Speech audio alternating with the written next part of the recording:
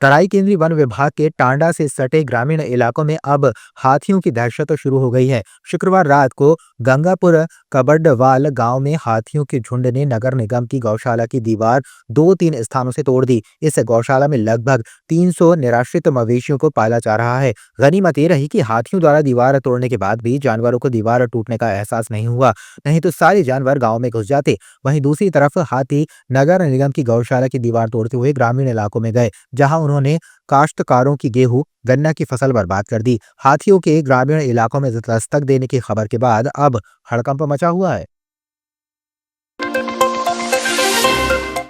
मुख्यमंत्री पुष्कर सिंह धामी ने होमगार्ड्स एवं नागरिक सुरक्षा स्थापना दिवस पर रैतिक परेड की सलामी ली। सीएम धामी इस दौरान कई घोषणाएं भी की, जैसे पुलिस कर्मियों एवं एसडीआरएफ की तर्ज पर 9,000 से अधिक फीट ऊंचाई पर सेवा देने पर होमगार्ड सैनिकों को 200 रुपए प्रतिदिन प्रोत्साहन राशि दी जाएगी। प्रशिक्षण पूर्ण होने के बाद एसडीआरएफ के साथ काम करने वाले होमगार्ड जवान को प्रतिदिन 100 रुपए प्रोत्साहन राशि दी जाएगी। 3 वर्ष में दिए जाने वाले वर्दी भत्ते को प्रतिवर्ष किया जाएगा। 60 साल पूर्ण करने वाले होमगार्ड कल्याण कोर्स से दी जाने वाली राशि 50,000 रुपये की जाएगी।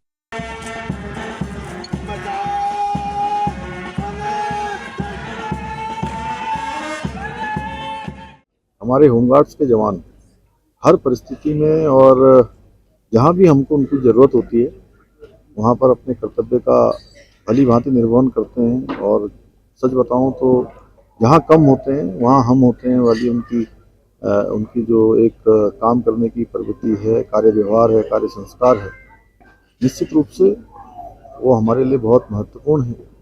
हमारी चारधाम यात्रा हो, कांवड़ यात्रा हो, कुंभ यात्रा हो, धार्मिक आयोजन हो या विशिष्ट महानुभावों के यहाँ के प्रवास हो या यातायात व्यवस्था बनानी हो, सभी में हमारे होमगार्ड्स के जवान अपने कर्तव्य का निर्वहन करते हैं। राज्य की व्यवस्था को संचालन में अपनी भूमिका का निर्वाह करते हैं। हम उनके हर प्रकार से उन्नयन के लिए और जिस प्रकार से अभी जो हमारे बर्फीले स्थानों पर एसडीआरएफ के जवानों को जो भत्ता दिया जाता है, हमने कहा है उसी प्रकार की व्यवस्था उनके लिए भी करेंगे। आगे चलकर ये जवान हमारे लिए और अच्छा काम करें, उसके लिए जो भी राज्य सरकार की तरफ से हमारे को डीजी होमगार्ड्स के द्वारा भी कुछ बातें कही गई हैं, हम उन सभी पर अमल करेंगे। ऋषिकेश एम्स में एलाइड हेल्थ साइंसेज के छात्रों का धरना प्रदर्शन लगातार चल रहा है। आज 13 दिन भी छात्रों ने धरना प्रदर्शन मौन रूप से किया। धरने के दौरान छात्रों ने आरोप लगाया कि एम्स प्रशासन उनके धरने में बार बार बाधा डाल रहा है। आज धरना स्थल पर एम्स प्रशासन ने जमीन पर पानी डालकर गीला कर दिया। छात्रों ने इस पर अपनी नाराजगी जाहिर की है। छात्रों ने बताया कि भुवनेश्वर एम्स में एलाइड हेल्थ साइंसेज के छात्रों को 11 कोर्स में स्टाइपेंड दिया जा रहा है, लेकिन ऋषिकेश एम्स में ये व्यवस्था नहीं है। इसलिए एलियांस हेल्थ साइंस के 47 छात्र अपनी मांग को लेकर धरना प्रदर्शन कर रहे हैं। प्रधानमंत्री नरेंद्र मोदी के नेतृत्व में केंद्रीय कैबिनेट ने शिक्षा क्षेत्र में ऐतिहासिक कदम उठाते हुए देश भर में 85 नए केंद्रीय विद्यालयों की स्थापना को मंजूरी प्रदान की है। इस निर्णय के अंतर्गत उत्तराखंड में भी 4 नए केंद्रीय विद्यालय खोले जाएंगे। ये निर्णय न केवल राज्य बल्कि पूरे देश में शिक्षा के नए आयाम स्थापित करेगा। वहीं भाजपा प्रदेश प्रवक्ता कमलेश रमन ने प्रधानमंत्री मोदी का धन्यवाद करते हुए कहा है कि ये खुशी की बात है कि 85 नए केंद्रीय विद्यालयों में से 4 केंद्रीय विद्यालय उत्तराखंड को मिले हैं। जिस तरीके से 85 केंद्रीय विद्यालय देने का कैबिनेट ने फैसला किया केंद्रीय, तो मुझे लगता है कि उत्तराखंड को भी 4 केंद्रीय विद्यालय मिले हैं। ये हमारे लिए बहुत ही गर्व की बात है और बहुत ही खुशी होती है कि हमारे यहाँ एक बार फिर 4 विद्यालय मिलेंगे तो हमारे बच्चों का भविष्य संवरेगा। और शिक्षा के क्षेत्र में भी हम आगे बढ़ रहे हैं। जिस प्रकार से शिक्षा और स्वास्थ्य को लेकर के देश के प्रधानमंत्री जी आगे चल रहे हैं, मुझे लगता है कि उत्तराखंड में भी वही स्थान हम दोबारा प्राप्त करेंगे। और इस प्रकार से केंद्रीय विद्यालय हमें जो मिल रहे हैं उसके लिए हम धन्यवाद करते हैं अपने देश के प्रधानमंत्री जी।